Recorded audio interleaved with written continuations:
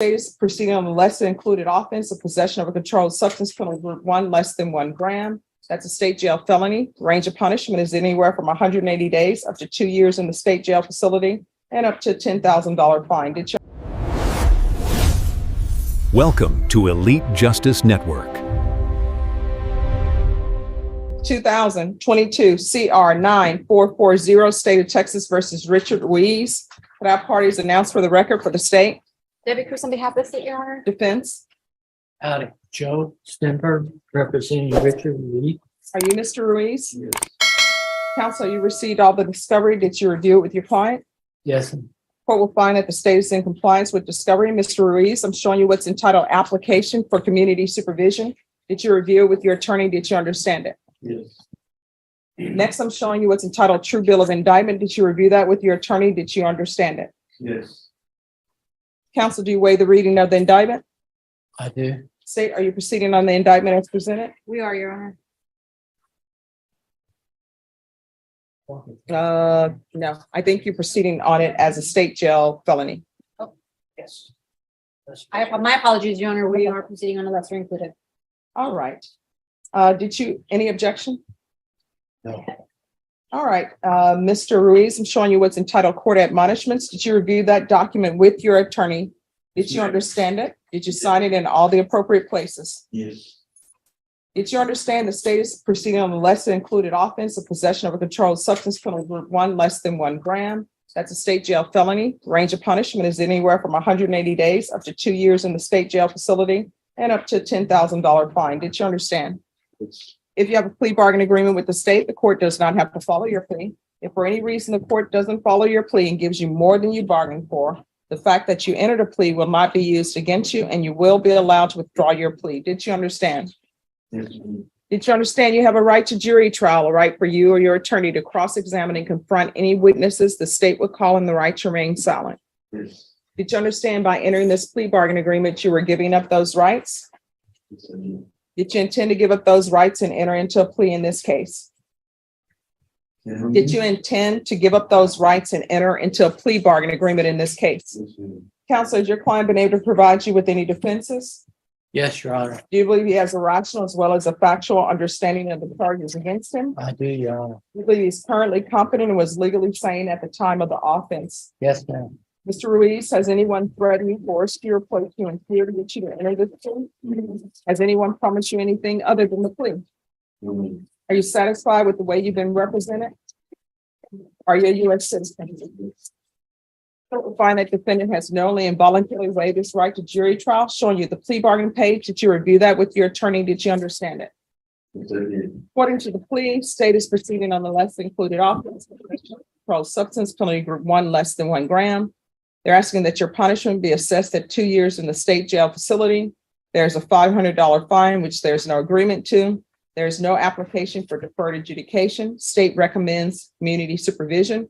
They're taking in consideration County Court 5690113, and there's $57 for drug testing. Did you understand that to be the plea? Yes, Your Honor. Defense? Yes. State? Yes, Your Honor.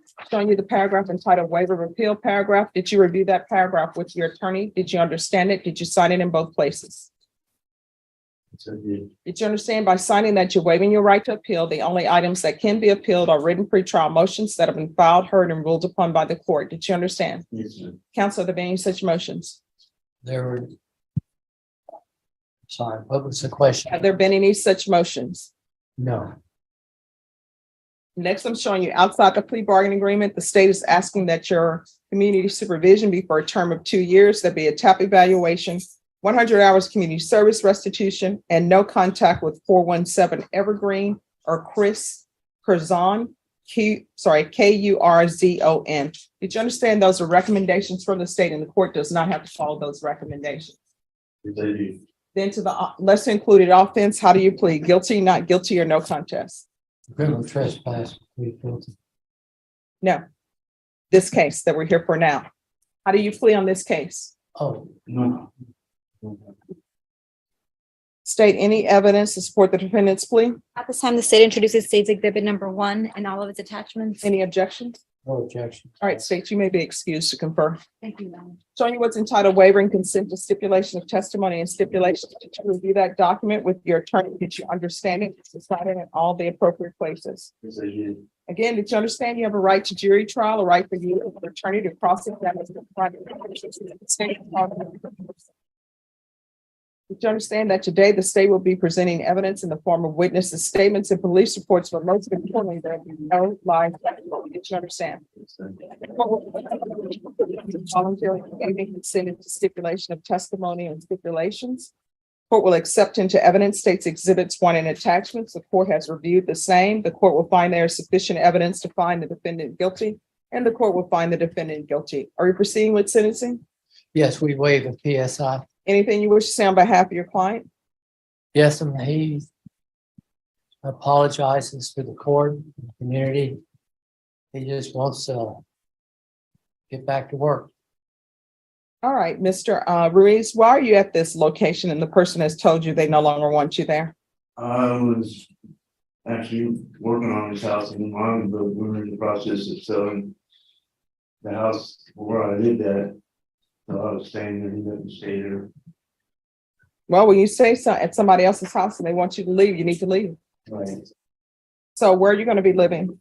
Hey, I'm not at 515 East River, the house that is being sold. Well, how are you going to live at a house that's being sold? No, it's my mother's house. All right, so are My maintenance closed, my maintenance next door. I was paying over there because it was in the process. My aunt had power of attorney, so I had how old are you? 60 All right, who's at this house that you're going to be staying at? myself and How old is your son? 33. All right, do they want you there? My son's fine, they're fine. It's just my aunt's in the process of selling the house. So it doesn't sound like that's going to be a stable. So if that house is sold, If anything, I talked to the people from the scanner show that they said they would help me. Same. Same. okay. All right, it's probably best that you look into that sooner rather than later. You understand? Yes. All right, so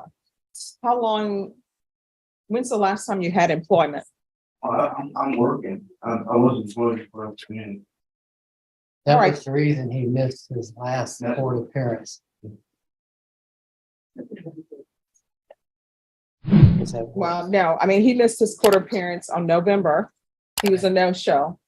And we waited for him to 1:05 p.m. Then on March 2nd, he was a no-show and we waited for him to 3:05 I p.m. was in the wrong, I was in the wrong court. I was here, but I was in the wrong court. Until 3 p.m., you're in the wrong court.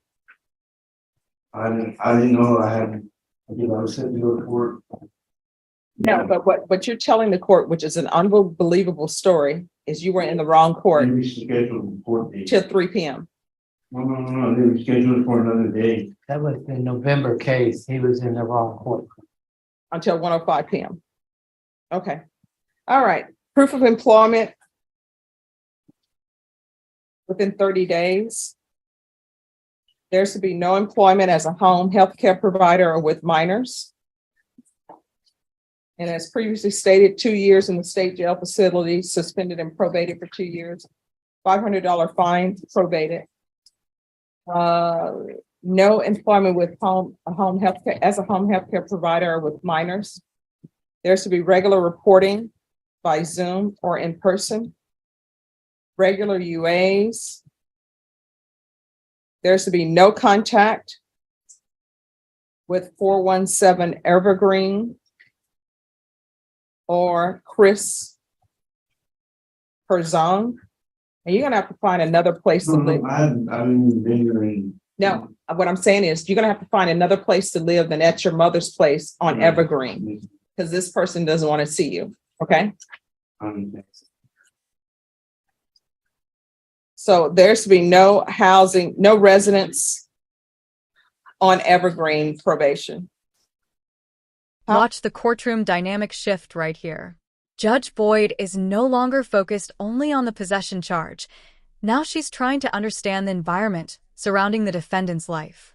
Housing instability, conflict with family members, missed court appearances, and possible substance abuse issues are all suddenly becoming part of the bigger picture. And notice how quickly the judge spots contradictions in the explanations being given.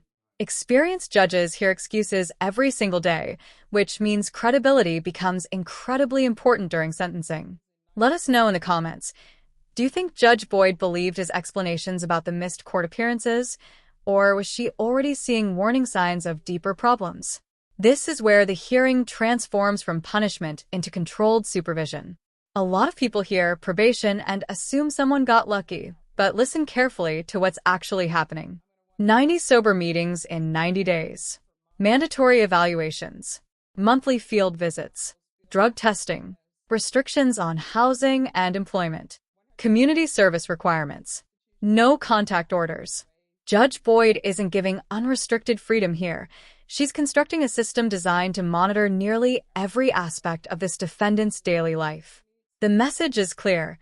Either follow this structure completely, or the suspended jail sentence immediately becomes reality.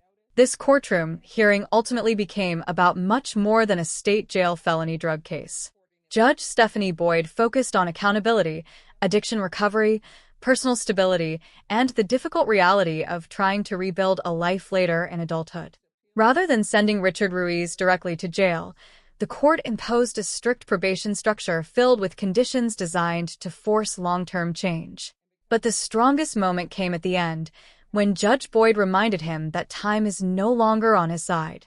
What do you think?